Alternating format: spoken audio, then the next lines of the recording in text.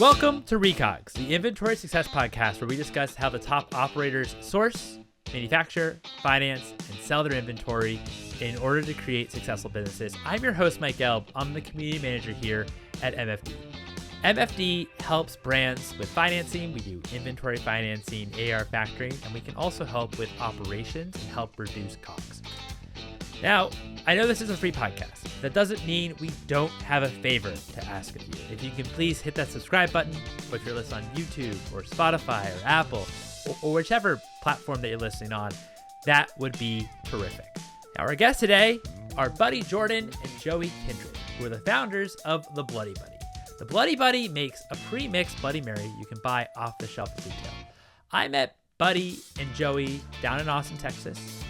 Michelle from SKU reached out, who is great and is a prior guest on the podcast. She reached out and told me about the showcase they were having for all of the companies that were in their cohort. And I flew down and got to meet with a lot of the brands. I was really, really impressed by it. I mean, awesome event, awesome brands, just really great. Definitely check out SKU. And Bloody Buddy was one of the brands that I checked out, and I actually tried their Bloody Mary.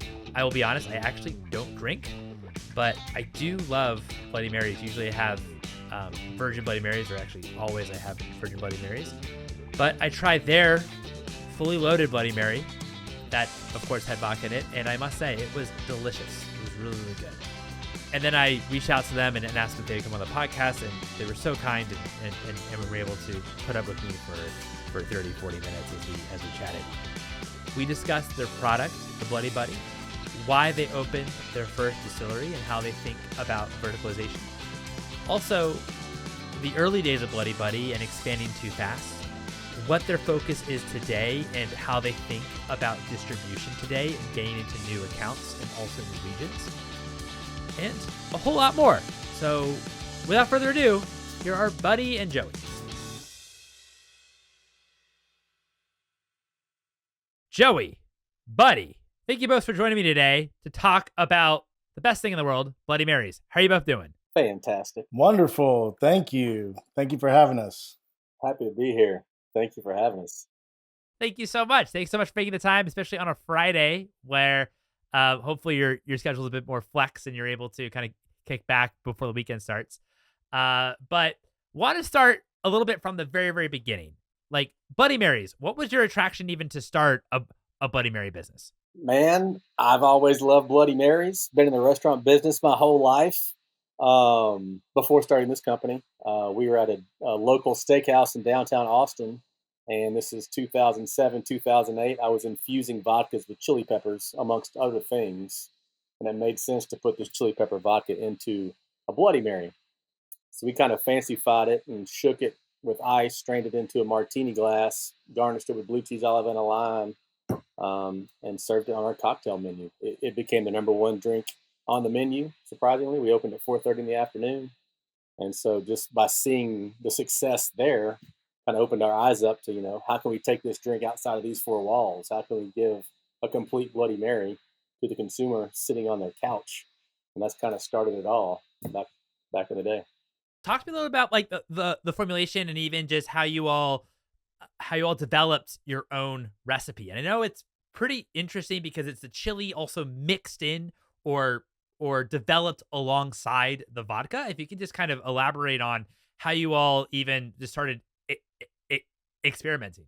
Well, I think we got lucky working at the bar because me and Joey were behind the bar together working, managing. So we got to try it out with our regulars and everybody at the bar. So at the beginning, it was way too hot. Like we were putting habaneros in there. We were infusing the vodka with habaneros and Thai chilies and just hot chili peppers. And people were drinking it and taking sips, and they were sweating a little bit. Like, yeah, this is really good. And they're not finishing it at all. So we learned from that to maybe we should take the hot peppers out and try to tone it down a bit. So I think we were lucky to get that, however long that took to try to make this cocktail what it is today. And I think we were lucky to get to try it out. Yeah. Well, I think one of the cool parts too, we were, this was a local steakhouse that was owned by some local guys that were really father figures to both Buddy and myself. that allowed us to have that room for creativity. And so my business partner, Buddy, the brains behind this operation, he was kind of the mad scientist, and he had rums and vodkas and tequilas and was infusing them with all different things. He had a rum with strawberry and basil, and a vodka with strawberry and basil, and a tequila with different things. And so this just allowed us to be creative. And Buddy really is a creative guy. I'm more I guess analytical.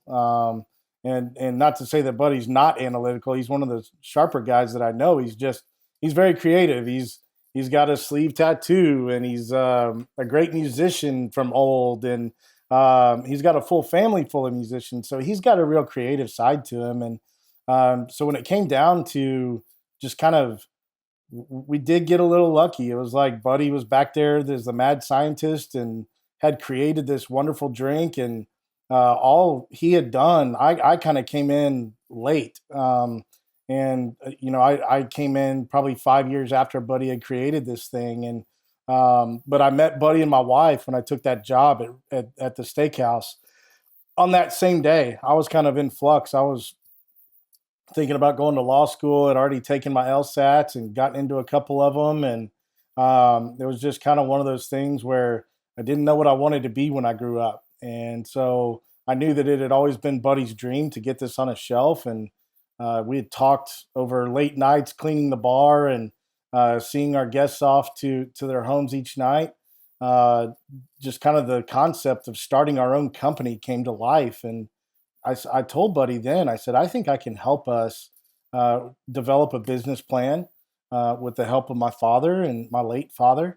And we can get this thing off the ground, raise some money, get this thing off the ground, and start our own company and get out of these four walls and stretch this Bloody Buddy into every wall in America. And that's really our goal right now. So, Buddy, you were developing and creating this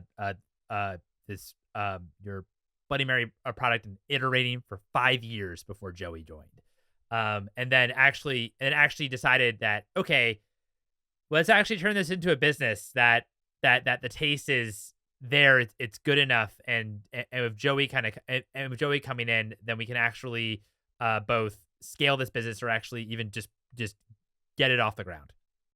Totally. And the big thing too was, can I make vodka? Can I make a Bloody Mary mix in larger formats? So part of that time frame from us learning all this was me learning how to do it. So I got lucky enough to go to some local distilleries around Austin and San Antonio, LaGrange, and watch them make vodka, learn how to make vodka, learn how to manage a distillery.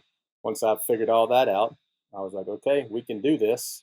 And then we really got serious about it. Joey came on board with his dad, and we really got serious and started raising some capital and really looking into how we're going to do this, how are we going to actually make this product and get it off the ground. And I think even with the flavor formulation too, Buddy. I mean, like you said at the very beginning, this thing was so spicy, but our personalities really work together. And we're both have backgrounds in the wine world. We're both sommeliers through the Court of Master Somms, and so our palates are. I don't want to say we're like the most developed palates in the world, but good enough. And I think that part of that was toning down the Bloody Buddy to hit the market in a broad swath versus this narrow amount of people that might like it super spicy.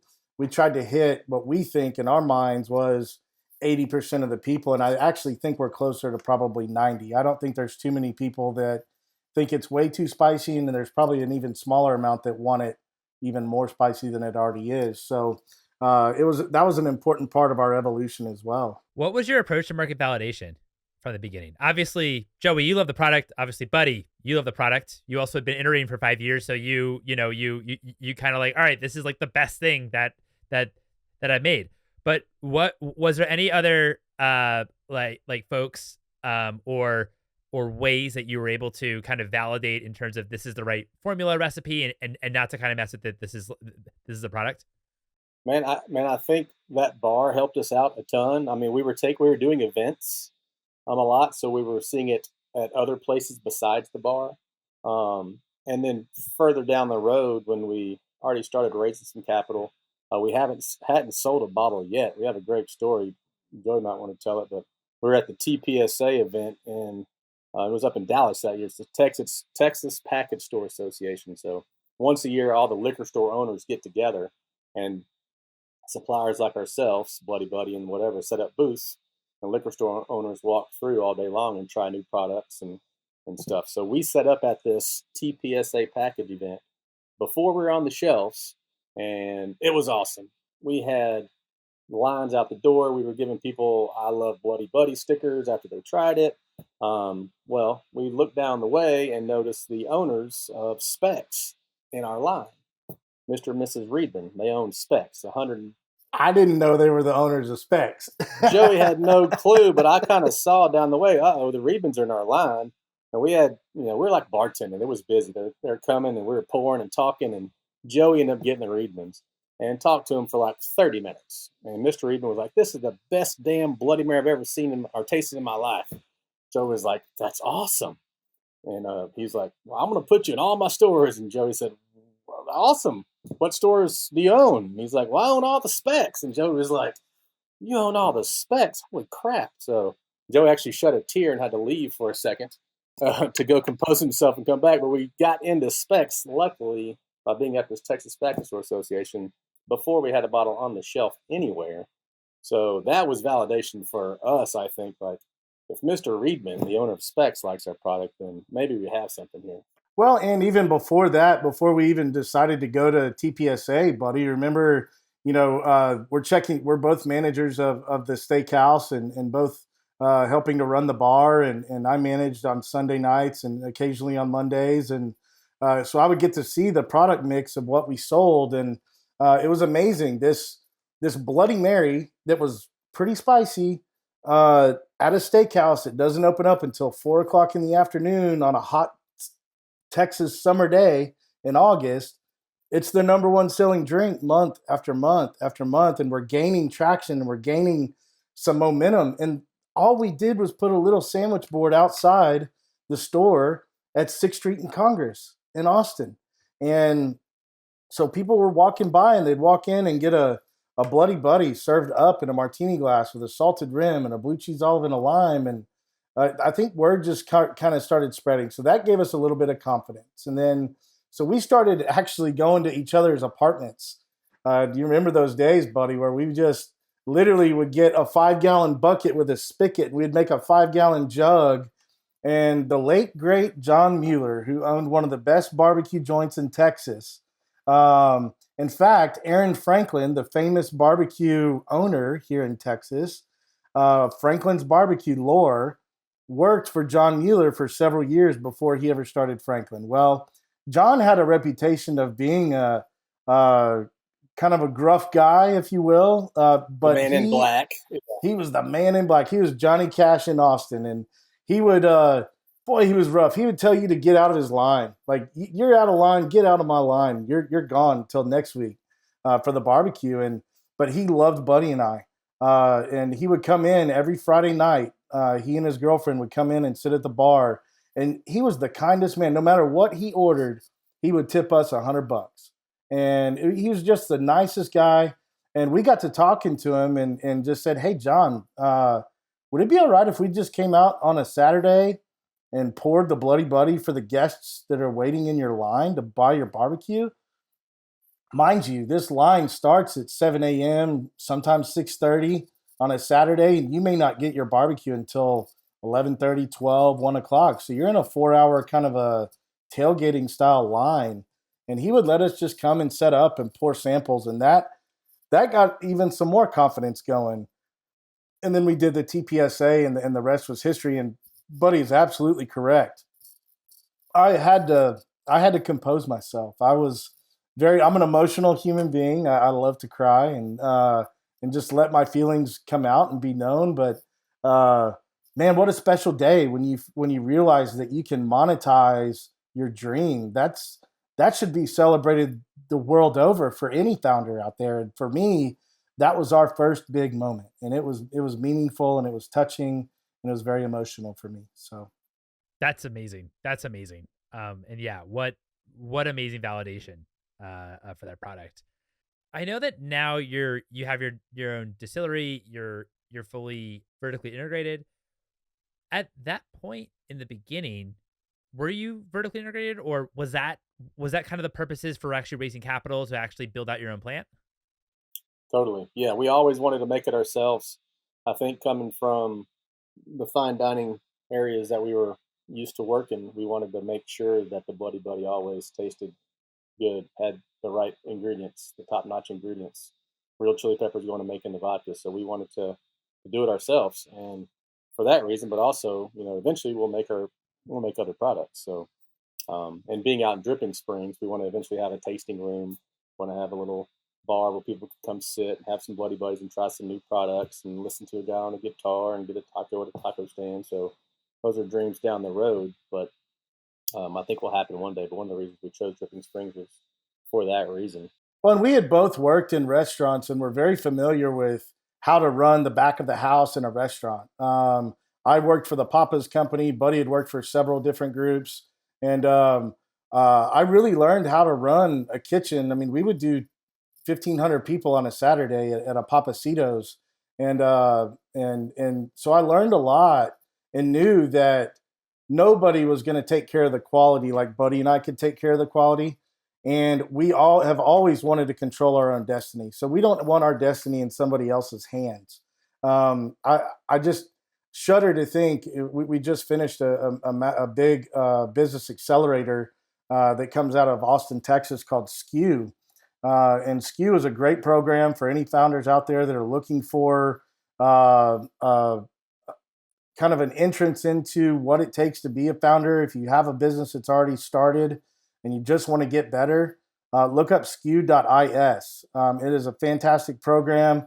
It's a business accelerator where they surrounded us with 11 different mentors from all over the world: Madrid, Chicago, New York, Nashville, Austin, and each one has a different function for us. And so we get legal and finance and all these different things. But um, through that program and then through our restaurant experience, I think that all of it together, it was just a no brainer. Nobody's going to be able to control the quality like we do. And what we found out is from a lot of the other founders that were in our cohort for the fall, this past fall at SKU, was that there are some big time nightmare stories out there about co-manufacturing and co-packing. And I think that, early on we had considered it, but at the end of the day, we wanted our hands to be the ones, if there were mistakes made, that it would be on us and not somebody else. So, And just the way it's made, with the chili peppers. I mean, we use real chili peppers to infuse the vodka. That's, co-mans weren't doing that back then. They use oils. They said, why don't you go to a flavor house and we can just recreate that flavor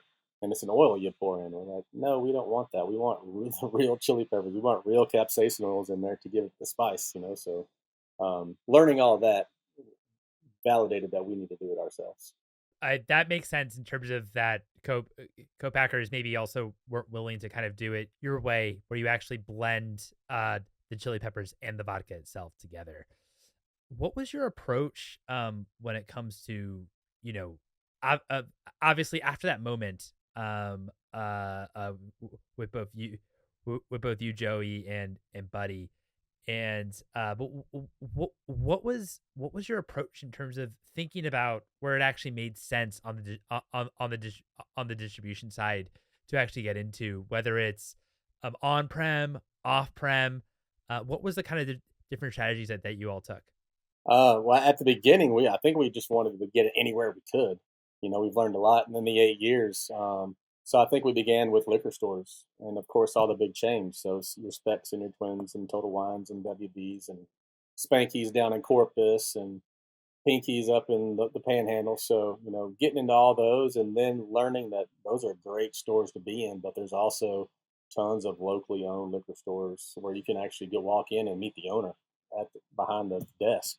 And so we're in a ton of fantastic, just locally owned liquor stores that we love to death. So I think kind of going that direction and then kind of learning, we have different sizes of the Bloody Buddy. Our single serve Bloody Buddies are awesome on beverage carts and golf courses. So that kind of geared us over to the on premise side of let's try to get into some golf courses. And then that kind of got us over into resorts. Well, resorts by the pool, you know, They don't want glass by the pool. Our plastic bottles are perfect for a little Bloody Mary by the pool or in a grab and go or in a mini bar up in the room. So we kind of learned through the whole process of focus on off premise first, but then we got over to the on, and now we have our vodka out too, which is really going to take over more restaurants and bars than off premise. So we got kind of a lot going on, and I think I think that's a really good point. We went in with these cans, and they went into hotel rooms and the mini bars at some of the finest hotels. I mean, we're in the Four Seasons, the Hotel Emma. We've got all these great hotels that we've been a part of for several years. Wonderful country clubs. And then we got into some football stadiums, and we're like, "Holy cow! Look, this is we're selling the Bloody Buddy in a can at NRG Stadium where the Houston Texans play, where the Texas Longhorns play, where Kyle Field, where the Texas Aggies play in the Champions Club. And it just led us down a path to eventually we signed a deal with the New Orleans Saints and became a partner with the New Orleans Saints, and we're the official Bloody Mary for the Saints leading up until COVID. And unfortunately, during that COVID year, most people probably blocked this part of their life out, but football was in existence, but there were no fans in the crowd, and so it's probably a blessing that happened in a way, because that was a very expensive deal that we did. We love the Saints; they were great for us. They're wonderful people to deal with. We still love the people of New Orleans and all the people in Louisiana very dearly, because they still support us magnificently. But I will say that it was probably a blessing, because we were paying a lot of money for those deals, even though we were still selling a lot of Bloody Marys. It just didn't quite break even for us. And as a smaller company, it made sense to be able to get out of that deal because there were no fans in the stands. But just to show you all the places that this thing has legs, and we always thought, well, the bars and restaurants will buy it too. They'll buy the Bloody Buddy, this ready to drink Bloody Mary in a 1 liter jar, or even in our half gallon, and kind of white label it and make it their own, if you will. And that just didn't happen. And so what we found ourselves in was lots of bar carts at on the golf courses, lots of little hotel mini bars and out by the pools and things like that. But we really needed to attack the bars and restaurants, all the brunch spots. Think about the opportunity. And so we were already making our chili pepper infused vodka for the Bloody Buddy to put in the cans and the liters and all of that. And Buddy and I sat down and thought about it really long and hard and said, well, let's start looking at packaging. Let's get this chili pepper infused vodka out so that every bar and restaurant in America can use the Bloody Buddy chili pepper vodka for their Bloody Marys. Well, just so happens that Bloody Buddy chili pepper vodka is so good in so many other things besides a Bloody Mary, or shall I say, in addition to a Bloody Mary. And one of the things that I like to make is a Mexican chocolate espresso martini, and where we take 2 ounces of our chili pepper infused vodka. We put an ounce of any chocolate liqueur of your choice. It can be creamy, you can do clear, whatever you like, and then some fresh cold brew. And so it's like 3 ounces of booze to 3 ounces of cold brew. Shake it like you make it in a martini glass, and put the 3 coffee beans, the Father, Son, Holy Ghost. Rock and roll hoochie coo. It's one of the best drinks you'll ever have. It's delicious. That's awesome. That's awesome. And also shout out to Skew. That's actually how we all met as well. And I was down at the showcase a few weeks ago. That was incredible. I thought you both did a fantastic job. And it's funny, I don't drink, but I had to try your Bloody Mary. I thought it was absolutely delicious. Out of the park, so good. I unfortunately did not try the espresso martini. I know that was also on tap there too. But I stupidly just didn't get to try it. But it's okay. You're not a drinker, and that's okay. I'm thrilled that you tried the Bloody Buddy, and we're sitting here today. That's a great thing. I have a soft spot for Bloody Marys. They're just so good. They're just so good. And yours did not disappoint. It was so delicious. But how is your approach to managing as well, like SKUs? Because these are 2 fairly different products, right? You have like the RTD Bloody Buddy, which it's the Bloody Mary mix as well with a vodka already made. You don't need to do any mixing or anything like that. Already made as an RTD product. Then you also have bottles of vodka, right? And more so for on-prem restaurants, bars, that sort of thing. What was it like kind of managing these two different products? 'Cause they are quite different. They are, and they're two different animals. On premise, you really have to get in and meet the managers and meet the bartenders and get them behind it, and then do a little more effort of getting it on. I guess figure out what you want to pour with it. Do you want to make a Bloody Mary? Do you want to make something fun like a Mexican chocolate espresso martini, and then try to get it on the menu so a customer can come in and see your Bloody Buddy on the menu, order it, hopefully like it, and then go look for it in a liquor store. So that's kind of a different animal than just a Bloody Buddy on the shelf at a liquor store, or someone might try it at a golf course and go buy it, or we're in there doing a tasting and doing a sampling and trying it. So they're two different animals, most definitely. We like to call ourselves the both and. We're both a Bloody Mary company and we're a vodka company. And that presents a lot of challenges, right? I mean, we've only had the vodka out for just a little bit. And we're just now kind of starting to scratch that surface of the on-premise. But I will tell you that Buddy and I are uniquely suited for that because we've already proven that this Bloody Buddy can sell like crazy off of liquor store shelves. But we were born and raised in restaurants. We know the mentality. We have the empathetic mindset that it takes to be able to go in and ask for a meeting and understand if a restaurant manager or food and beverage coordinator is too busy for us and not take it personally. So I do think that we are uniquely suited for that because we've spent most of our careers in the restaurant business. They are two different animals. We are learning every day how to sell the vodka into bars and restaurants. We're getting it on menus all over Austin right now and the surrounding area.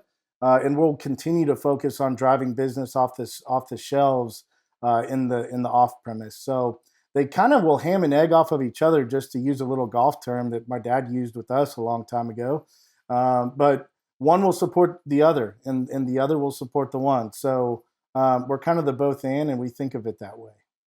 And you ended up expanding to a bunch of states, right? I think it's like 16, 17 states going into as well as on-prem and also retail and also retail as well.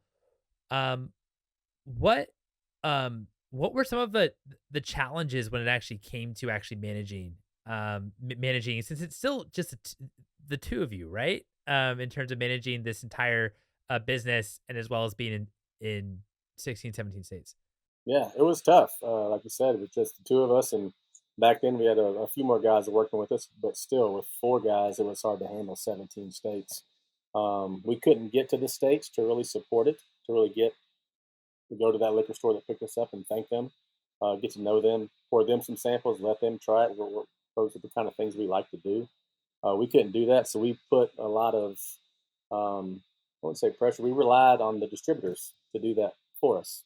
They have salesmen on the ground that get out there and sell for you.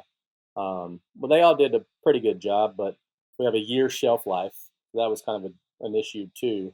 We just weren't getting the velocities turning like we wanted to. We just kind of spread ourselves too thin to really get out there and do it. And we didn't have the money behind it either. So it was kind of a blessing in disguise to kind of get that done, get that over with. And now we're hunkering back down to really do what we want to do and are used to do. And that's getting out, meeting people, letting them try the product, meet us, and then get behind us. I mean, we're two local guys from Dripping Springs that just are trying to make a living for ourselves and our family. And we want people to realize that we're not some big company that, we're going to grow this 10 times and sell it in 2 years and start something else and do something different. This is our baby, and we want to do this for as long as we can. We want to put our kids through college, as Joey likes to say, and just, make this our life, and it is our life. So it's hard to do that when you jump into 17 states so fast. No one gets that. No one feels that. Yeah, I think it's a lesson for founders out there the world over. You get out there, you outkick your coverage. It's so much better as a business like us to just get real deep distribution geographically closer to you. So for us, being in the capital city of Austin that has several Michelin starred restaurants now for the first time ever. Texas joined the Michelin program this year, and several restaurants from Austin were named in the Michelin stars, which is fantastic. But we are such a great, vibrant city where people are open to try new things. It's also a place where people support their local fellow businesses. And I think that's critical for us, being that we started right here in downtown Austin on the corner of 6th Street and Congress. Now we have a distillery out here in Dripping Springs, about 2 miles from my house.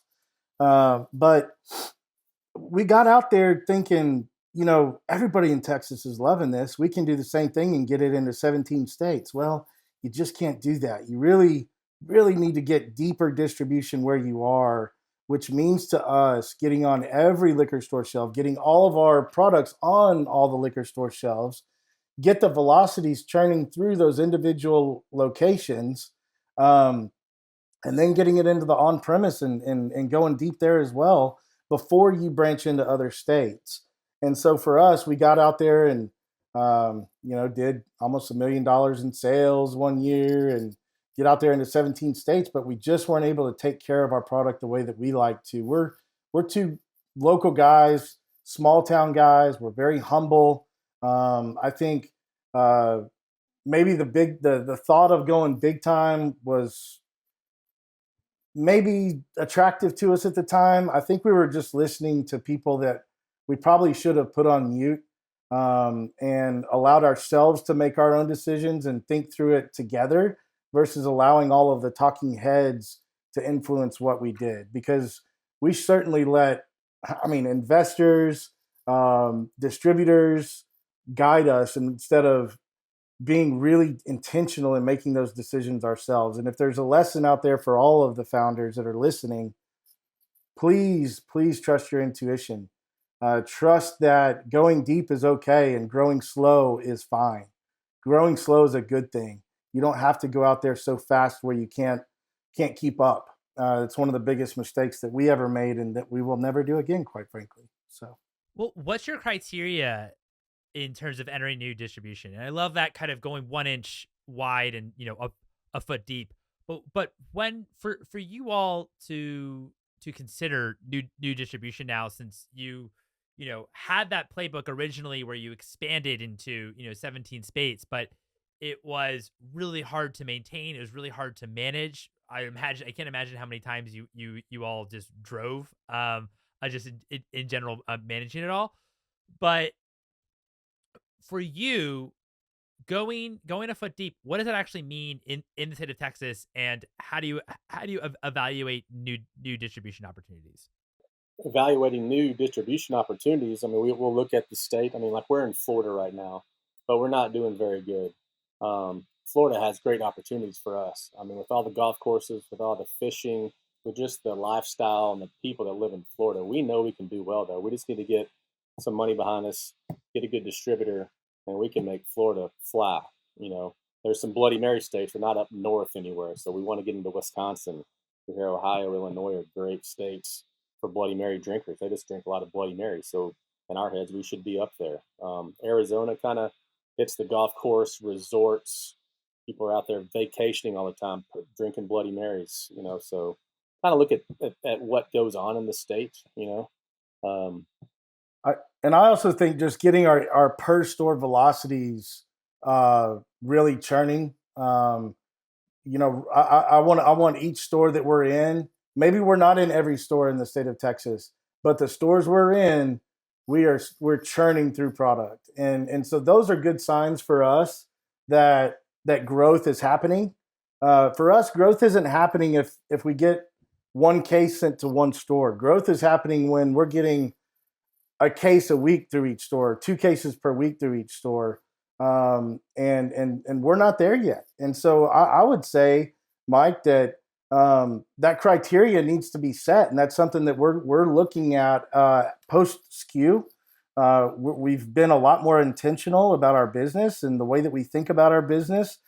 I don't think we've ever really considered like what those criteria are. And I think that what SKU has done is opened up our eyes and our minds and our hearts to say, whoa, maybe it's time to develop that criteria of Texas has got to be doing this before we venture out into anything else other than the 6 states that we're in right now.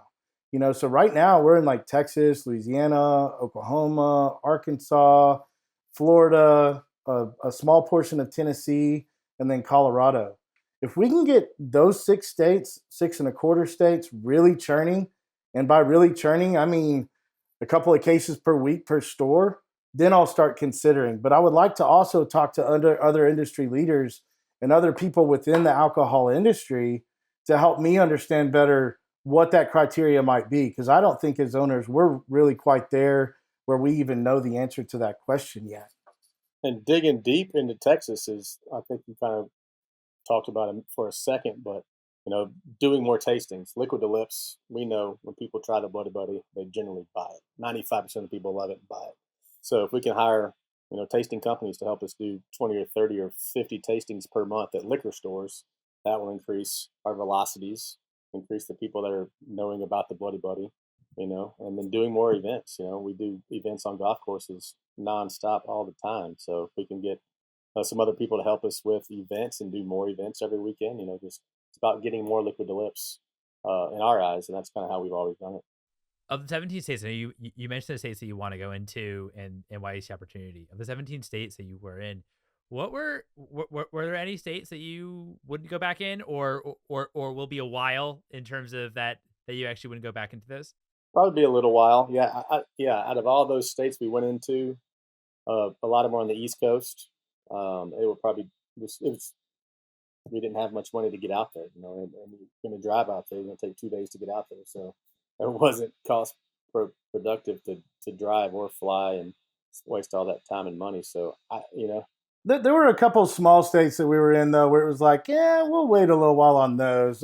We like areas around water, and so like we were in Georgia, South Carolina, Maryland, DC, and those are all really great areas for us. And I think eventually, when we do go back, we're going to knock it out of the park. But we've been working on this formula for success over the last year and a half or so. We went through this business accelerator SKU, and we're primed for growth. We're going to use what we learned in that SKU program to really drill deep in Texas, Louisiana, Arkansas, Oklahoma. Our direct to consumer comes out of Florida, and so our online presence, we're really wanting to boost that so that we can get sales going while we're sleeping. And that's a general area where I see a ton of opportunity. And so I see the next 2 to 3, possibly even 4 years, really just focusing on these states and working with brokers and like Buddy was talking about, the tasting companies. But let's get really good at what we do in these states, and then we'll consider, the Wisconsin, Illinois, Ohio, Arizonas of the world. And then eventually we'll go back and we'll hit the Connecticut's and the New Yorks and DC's, Maryland's, South Carolina. I think South Carolina and Georgia will be huge for us eventually. There's so much boating and right there in Charleston, Savannah, Augusta, Atlanta. There's so much money in that area. And it really fits our demographic. People that like to be outside, enjoying a cocktail with friends. They have high liquidity. And those are our people. They're playing golf. They're on a boat. They're tailgating before a football game or a basketball game. They're entrenched in their communities. They're having parties at home and on the go. And we fit that mold for all of those places. We'll go back to some of those places. We just weren't quite prepared when we did it the first time. So got it.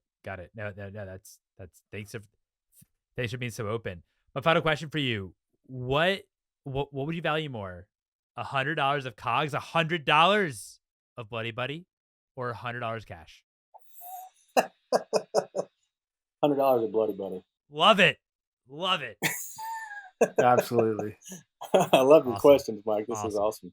If I have $100 worth of Bloody Buddy, I can give $100 worth of Bloody Buddy to several people, and then they can go out and tell other people.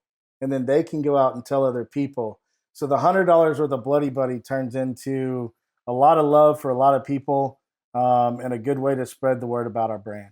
Totally. Or you could sell that $100 of Bloody Buddy and make then some money. convert it into more cash. And then make more. Absolutely. Love it.